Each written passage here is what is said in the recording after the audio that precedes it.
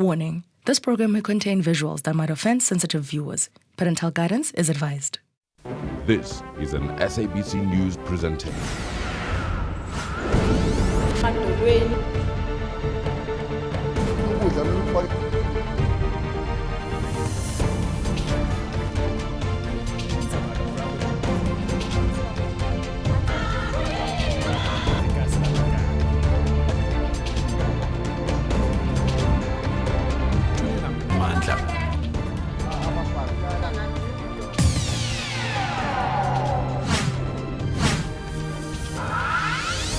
Namhlanje kwi-Cutting Edge, ukuhlukunyezwa kwabantu besifazane sekwaba insakavukela umchilo wesidwaba.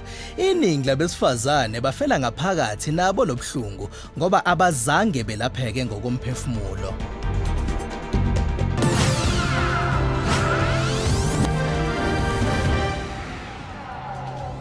I don't know how they know that I'm the one, that they should go for.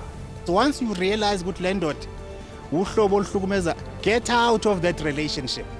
Umntu who is a perpetrator, no matter what position you hold in the society, you must be accountable for that.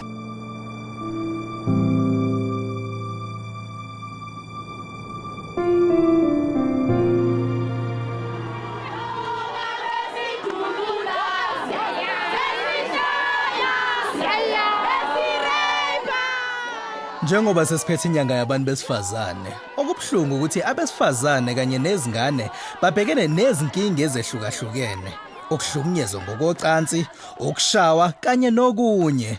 Kwesinye isikhathi bagcina ngaphakathi, kusale kuyimfihlo yabo nje bodwa vo, ngoba iningi labantu besifazane bafundiswa ukuthi mabazithobe, babekezele.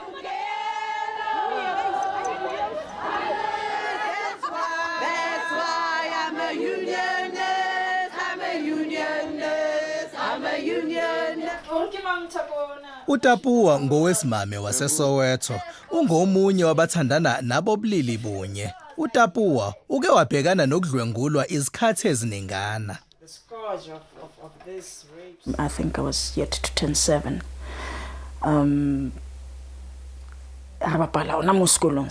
School opposite my house, and then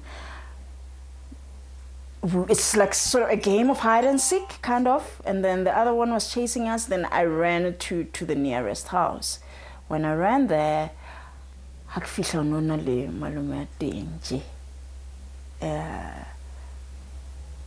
ended up in his bedroom, as I remember now. He got on top of me. He did what he did. Then on Paranta, we had that big one-rand coins then, the big ones, and then I left. I was a kid. I went back to playing and got back home because I couldn't. Sorry, treasure. King humang. So you swallow it. Get on with it. Okwabanzima kuye kwaba ngukudlwengulwa umuntu ayejwayelene kakhulu naye. It happens again now, because I would say it's funny, this brother who barsiale na ratswa skolo. How finyana le nna. That day somehow in Tuskilua, and I was still in primary. I remember I had a gym dress on, a black one. We bought our afternoon lunch. Rizile, after we ate, took me to his bedroom. He did his thing. Half it, hansi kamnya kwa kitchen, unsa kamnya kwa back door at den room. Oh, kikhonotla high, and so this thing happens.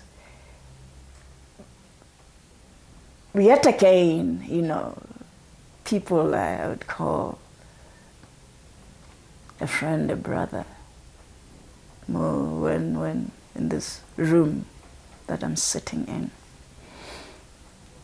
I still remember my daughter full hole in the on my. They were test driving their penises on me. still yet to be in higher primary, still.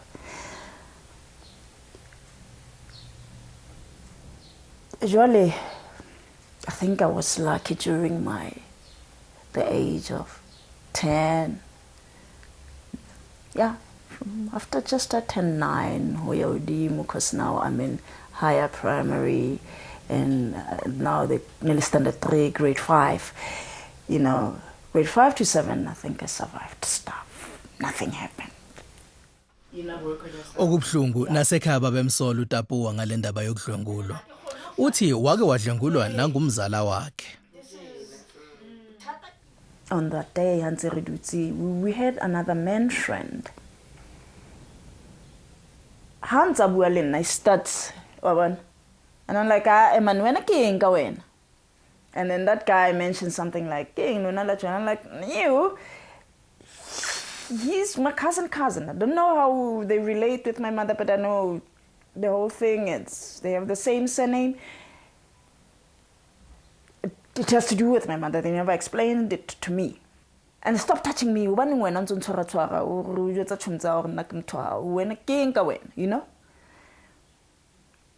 And I'm like, plus, I think it was the second or towards the third beer, you know. And exactly, I still remember it was the Hansa, you know.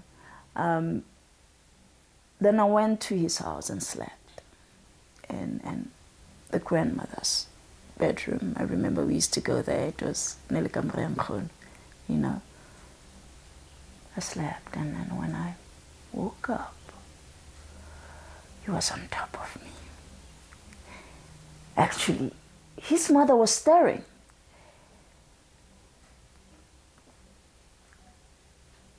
You know, he ran off, and I didn't know what to do, how to explain this. You know, it's like I felt like I needed to explain. Like I didn't invite him into my body. uTapuwa wazithola esenogcobo olube emndenini wakhe engasavunyelwe nokudlalisa nezingane. And now the questions were like, awamutla jwang? Aludi mahao. Noko betsi bo jwang boroko. Wa bona? Yeah. And I seriously went on a slump after that. I went drinking. I don't want to lie, I went drinking, like, you know, and I was like, I've got nothing to lose. Yeah, I tainted somebody's house, as they said in their words, that Mama ngopahlela ka mo. I shouldn't be touching children. I've had this with this man. So it became around me. He was gone. I received support, I would say, from organizations like Bopoch, but here's a whole, you know, from Sophia Town Psychological Services. I was alone in this journey. I don't want to lie, I was alone. It's hard when you're alone. And, you know, I would say if you're a rape survivor, you've gone through rape, at least I want to limit it. I think I've always been different, outstandingly so. So I guess it would be whether they could sense I'm a lesbian or not, you know.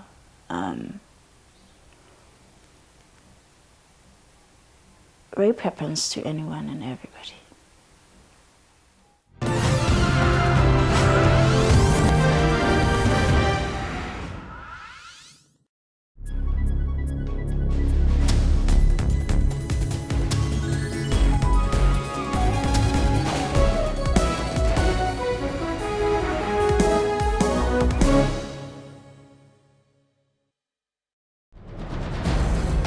With the stories of abuse from the other 8, but they haven't been ready to pursue any angles. They've offered their support, they've offered the comfort to the 8, and it's been an amazing journey. It feels like your heart actually literally sunk in your shoes.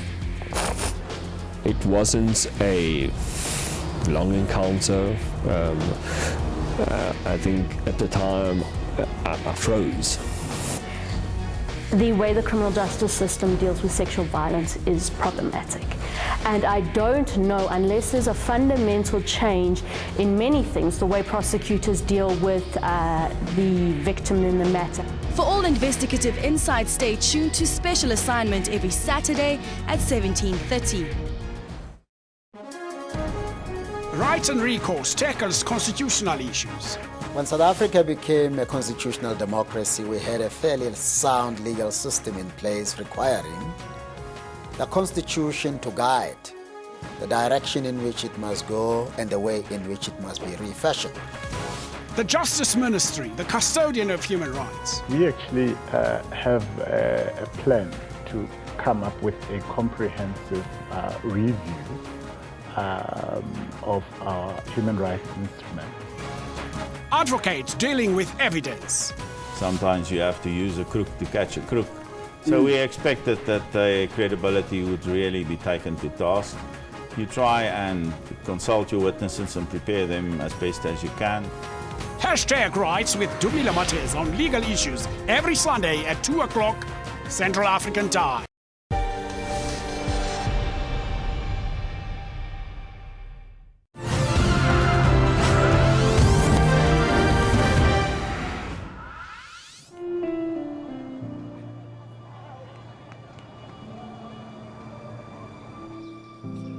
uKaren ungomunye waba isisulu sokudlwengulwa amadoda amabili.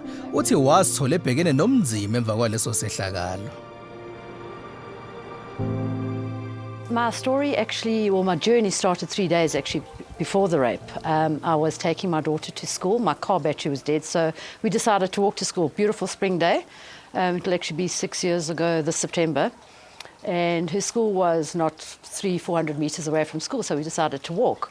And later that afternoon, I still hadn't had my car battery fixed, so I went to go and fetch her. And as I was walking, a gentleman walked past me, and I got the shivers.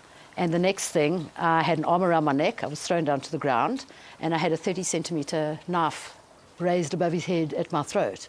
And what he wanted was my cell phone, but I could see the malice in his eyes that he meant business. So I threw the cell phone to my feet, and he ran through an open veld. 3 days later, he was in my home with another man. Now, people often say to me, did he follow you home? But he couldn't have, because I'd gotten a lift home from the school. And that day, I hadn't been feeling well, so I was lying on my bed. And the next thing, I heard a door slam. And I just, you know, when you just instinctively know something's not right? And I sat bolt up on my bed. And I don't know what possessed me to walk down my passage, but I did. And there he was. So it was him and another man in my house. And I don't know what possessed me to say it, but I said to myself, you've chosen the wrong person to do this to, because you're not going to get away with it, not even knowing really what was going to transpire. Anyway, they tied me up, and they dragged me around my home for about 2.5 hours, trashing my house. And eventually, when they couldn't find too much of value, I knew what was coming. And I was taken back to my bedroom, where I was thrown onto my bed. And the one guy was on top of me with knives at my throat, and well, they both took turns invading my body, as I say, but I'll never allow them to invade my soul. And eventually they left. I then obviously went to the police station, and that was where my nightmare began, because it took an hour and a half for a lady to take a half-page statement from me. I was in this tiny little room. There were people in and out. There was just like absolutely no concern for what had just happened. uKaren uthi ngemuva kwamaviki amabili wathola ucingo. Omunye wabadlwenguli bakhe ubesevalelwa amaphoyisa evenini. There was a police car and a security van, not 300 meters from my house. And the police were at this house. And there were apparently 2 guys in the back of the van. And I said to her, it was a lady officer that was there, and I said, please, would you mind opening the back of the van?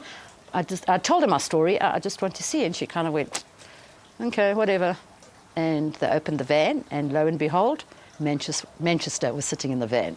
Well, I went into absolute shock. My whole body was shaking. I couldn't hold a phone, but there he was. I couldn't believe the nonchalant that they were still in the area 2 weeks later. Ekugcineni umthetho wawenza umsebenzi wawo. Bonke abamnukubeza uKaren baboshwa.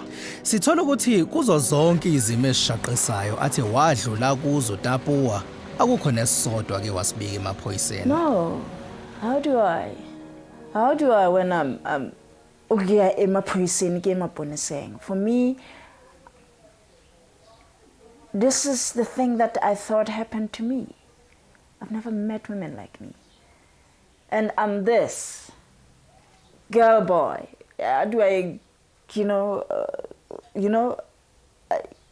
I'm still dealing with being a girl, being a boy, being stubborn, my person, it's something that even I couldn't even fathom. Because at one point, I think I was in a police car somewhere in Joburg and I got raped by a policeman. So how do I begin? uKaren noTapuwa bagcina bethola usizo kwinhlangano ebizwa nge-Tears Foundation. It's hard to live with rape. It's a disease nobody wants to speak about, I would say. Tears Foundation, I can see I'm growing with how I am able to unpack the rapes, because I refuse to talk about it like I talk about them now.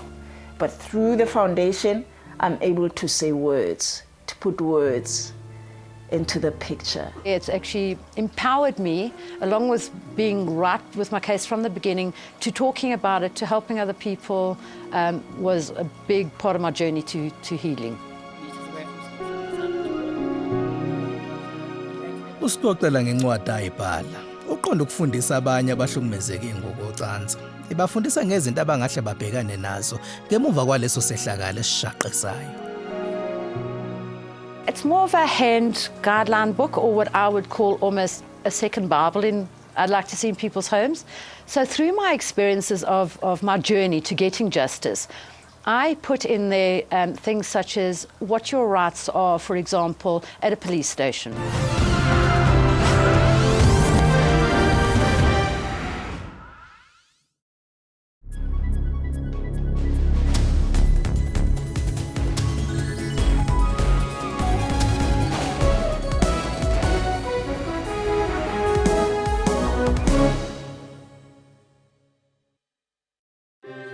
What guides us? What leads us forward? Is it leaders on a soapbox, spouting rhetoric for the crowd? Is it the actions of our people? Or the voices of our citizens? Your country is guided by the voices of its people. And your broadcaster is dependent on your voice to guide it. Get your copy of the SABC's editorial policy and have your say.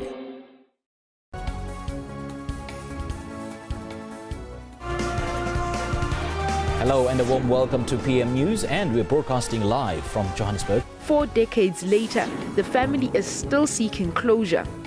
We need the truth, and the truth must be told. Children often go undiagnosed because they are hidden away. About 1 million people in South Africa live with autism. Creative recycling at play. Mosaic has been around forever. I just had to find a new, fresh way and a new spin to put on it. So I decided, why not recycled cans? Stay tuned to PM News for all your news updates every Saturday and Sunday from 1500 hours.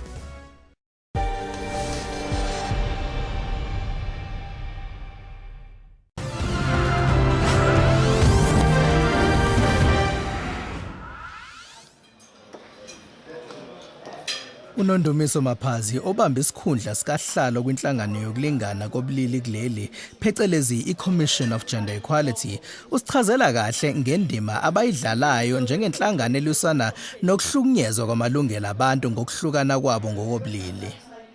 Umsebenzi wethu siwenza ngenhlobo ezithu. One, sine legal division kwiCommission for Gender Equality. Apho sithi sithatha khona complaints ze community. And apho also sibane legal clinics sifundisa abantu about rights zabo. Okwesibini sine division esithi public education. Yona ihamba ifundisa abantu about into ze gender equality, about your rights as a woman, and also as a right as society, the LGBTIQ society, the rights of people with who are sex workers in general. But Tina alone asizokwazi ukuzigqiba ingxaki ezikhona apha ku-society.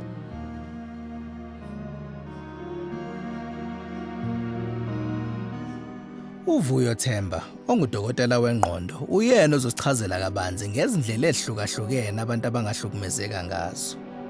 I-rape would affect abantu ngendlela ehlukene, but also we find esikhathini esiningi it affects ama-relationship akho. So uthola ukuthi the way ugcina relate nabantu ngakhona, you relate ngendlela ethize. So let's say you were raped by umuntu wesilisa, so kuba nokuthi there's a way okuthi ugcina ubona abantu besilisa. So if manje sekumele mina nawe si relate whether as abangani or in a romantic relationship, sekufika lezo zinto zokuthi ngana mina abantu besilisa ngibabona kwabantu abanjani. And obviously if ngicabanga ukuthi abantu ukuthi njalo bayahlukumeza njalo bakuzwisa ubuhlungu, obviously before I even engage in any form of friendship or relationship, ngizoqala sengizibambile. So I reserve myself, which means when I then have to engage nabantu in relationships, those relationships are no longer as open and as safe. I don't feel safe. It affects sometimes even our physical being if singadili nayo. Uthola ukuthi sometimes we find ukuthi because we experience lobuhlungu sibe experience somehow iqala izibonakalise because we angithi sidilanga nayo, iqala izibonakalise even in our body where uthola umuntu sesiqala siyagula, umuntu agule naye angakhona ukuchaza. They go to the doctor, udoctor bashibheke, and they're like, there's nothing physically wrong with you. So yilento sibiza ama-psychosomatic symptoms. It affects even just their emotions. So uthola ukuthi abanye abantu, again nje mengisho ukuthi in how they relate nabantu sebeyasnap. Umuntu unenhliziyo encane, umuntu ukwatile, because not dealing with it doesn't make it go away. Ungqongqoshe obhekene nezabesifazane nezingane uthi singakwazi ukulwisana nokuhlukunyezwa kwezingane nabesifazane uma sonke singasizana ngokubambana ngezandla. It starts with women who are not recognized within their communities. I'll make an example. Last week, Thursday, in Rondebelt, Boksbeek, a woman was killed. Neighbors were peeping through the windows as she was screaming, being pulled by these criminals out of her own house, being shot at. Before she could be shot at, neighbors were watching through the windows. It was at night. No one called the police, but watching. That's the space which we've got to close in and close ranks in making sure that the first point of call, we have Ubuntu, we can reach out. We don't ask, what has she done? We are able to show sympathy and make sure that we reach out to those women. She's there today, a mother of two, because community, the immediate neighbors were watching, peeping through the windows. That's the first point of call. Our consciousness, our conscience must speak to us that we are people, and the person where this particular activity is happening is another human being. A challenge also is we want to meet with justice and the magistrate courts. Because our view is that if we commit a gender-based violence act, that person must not be given any bail. And secondly, we need to review the sentences of people that are committing gender-based violence so that we increase, because we continue to talk about it, but abantu they continue to commit gender-based violence. We want strict action now. Who is a perpetrator, no matter what position you hold in the society, you must be accountable for that. Esikhathini esingingake sedlule, lo obengusekela kaNgqongqoshe wezemfundo ephakeme uMduduzi Manana uzithole esodakeni ebhekene nezitolo zokushaya wesifazane kwenye yezindawo zikaqeda isizungu nokucima ukoma. Ube esesule esikhundleni sakhe ngenxa yaleso sehlakalo.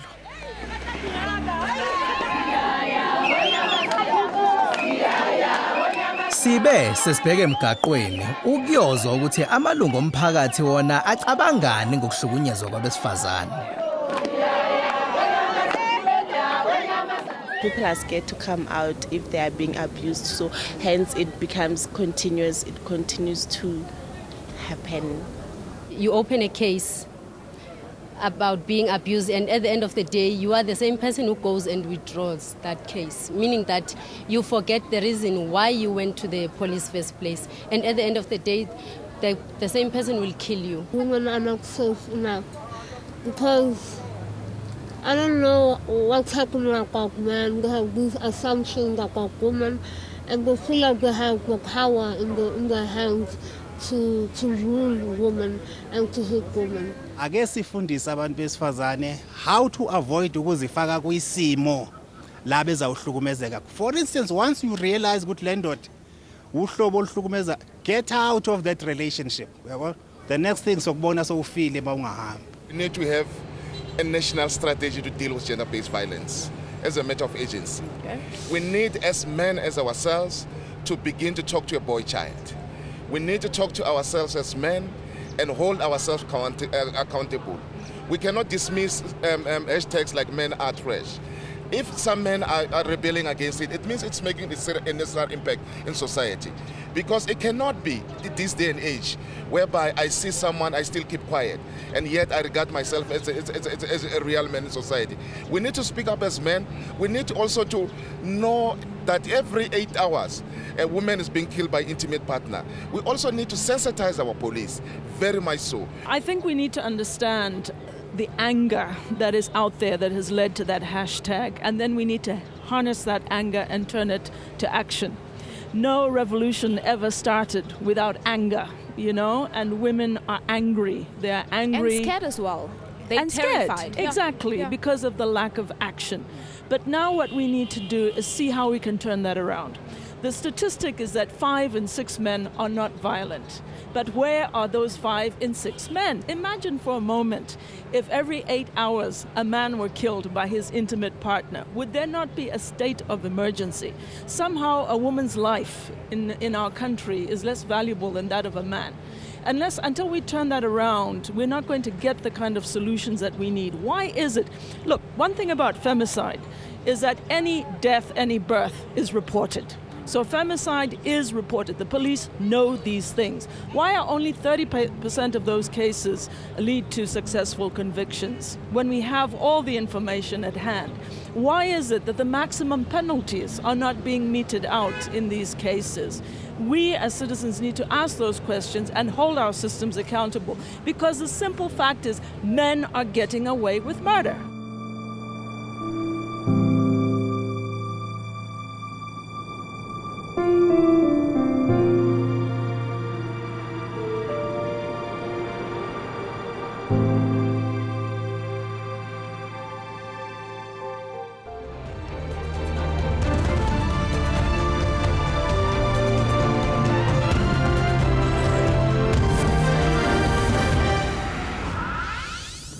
Brought to you by SABC News, Africa's news leader.